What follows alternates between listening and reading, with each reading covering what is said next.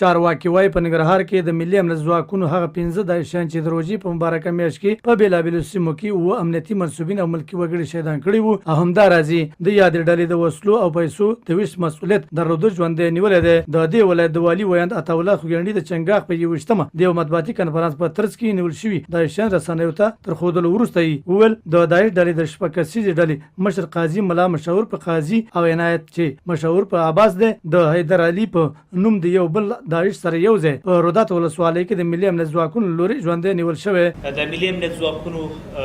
د بېلابېلو عملیاتو په ترڅ کې 15 داعش وسلوال چې په بېلابېلو جرمونو کې لاس درلوده د شپږ تنو امنیتي منصوبینو په شهادت رسونې او همداراز د وطن ملکي وګړي په شهادت رسونې کې لاس درلود او ترڅنګ په جلال آباد ښار کې بېلابېلو سرچینو څخه دوی پیسې ترلاسه کولې او خپلو اړوند کسانو ته توزیع کولې. د دې ترڅنګ په دې کسانو کې یو تن د وسلو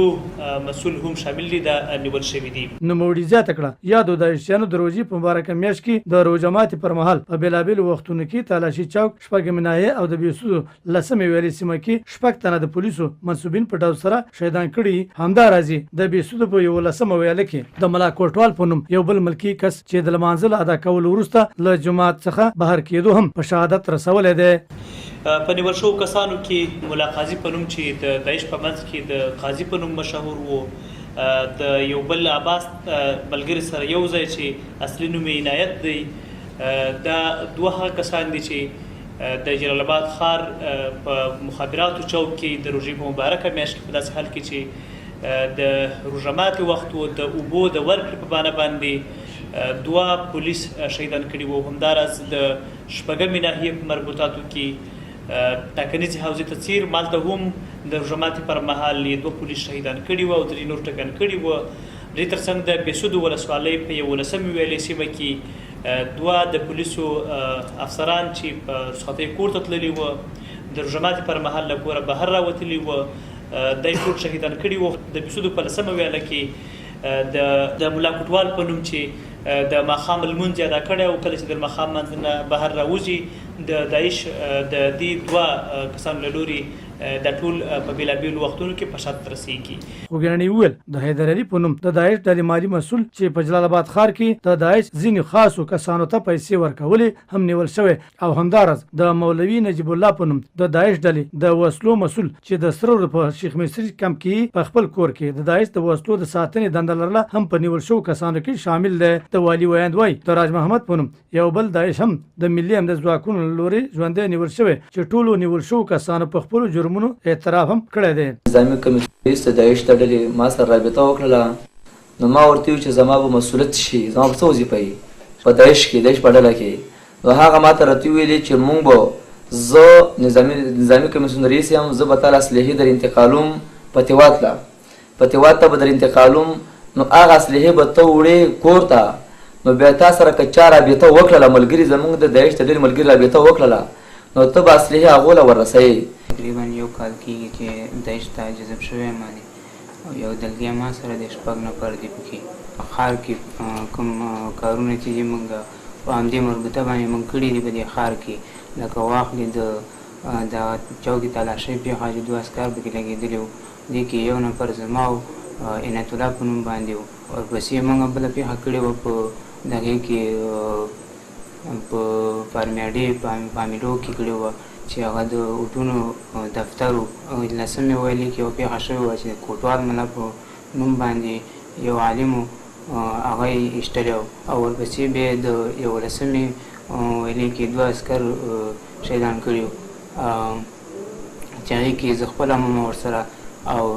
عنایت الله په نوم باندې و دا هم راسره و. یو کال مخکې جلب و جذب کړو بیا عشق لپاره تللو ګورګورۍ ته تربیت هم 9 ورځې وکړو ګورګورۍ کې د ټوپک او فیکا او راکټ او داسې نور مهماتو تربیت یې راکړو او بیا هغې سره شیخ ابوفاتح سره بیعت وکړو بیعت هم چې وکړلو بس بیا مختلفو مرکزونو باندې وویشلو. 3 چکپینونو کې برخه واخیستله چې د امنیتي ځواکونو لپاره به موږ چکپیان و چې د په رخصتۍ راتلل کور ته راکړله چې په 11مه ویاله کې عسکر ولاړ دي هغه وویلی یو میاشت روژې نه مخکې موږ دا کار وکړو زه ومه کاظم الله ولو سپینه سره اچوه او به چې ولاړل او عسکر هم ویشتل او نو سلا راواغېستل درې مې سلام ورسره وه درې توپانچې وې او چې موږ عسکر ویشتل او سلام ترې راواغېستل او اوس بېرته لاړو او 3 کاله مخکې هغه زه تشویق کړم هغه زه دوکه کړم او زه یې ځان سره بوتلم تیراله په تیرا کې مونږ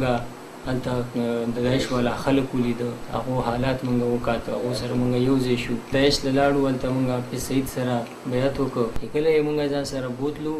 نو مونږ په 3 بجې نازیان ته ورسېدو 3 بجې سهار مونږ باندې جنگ شروع شو چې په هغې نتیجه کې بیت الله مړ شو او مونږ په تیښته باندې شاته منډه کړه مونږ وتښتېدو کال د مخه چې ما د داعش یو غړی دی کله زه د مخ شومه نو هغه ما ته وویل چې ته موږ سره په داعش کې کار کوې چې تا به دلته نه لګې ولسوالۍ ته او دلته موږ سره کار کوې په ښار کې او زه څه وایم درته بس هماغه کار وکړې د ننګرهار د ښار مسؤلو د داعش د طرف نه او مسؤل او هغې به ما ته پیسې راکړې بیا به کوم کس چې راته وښودو بس هغې به ما سره تماس ونیولو په نیټ باندې ټلګرام باندې او آیته به ما واله کړې د یو بل خبر لمخې د ملي امنیت ځانګړو ځواکونو د بېسودو ولسوالۍ اړوند 10 ویلي سیمه کې تېره شپه د یو لړ ځانګړو عملیاتو په ترڅ کې د شوکت په نوم د داعش ډلې مالي مسؤل او په جلال آباد ښار کې د لویو تروریستي بریدونو پلان جوړونکی هم وژلی دی.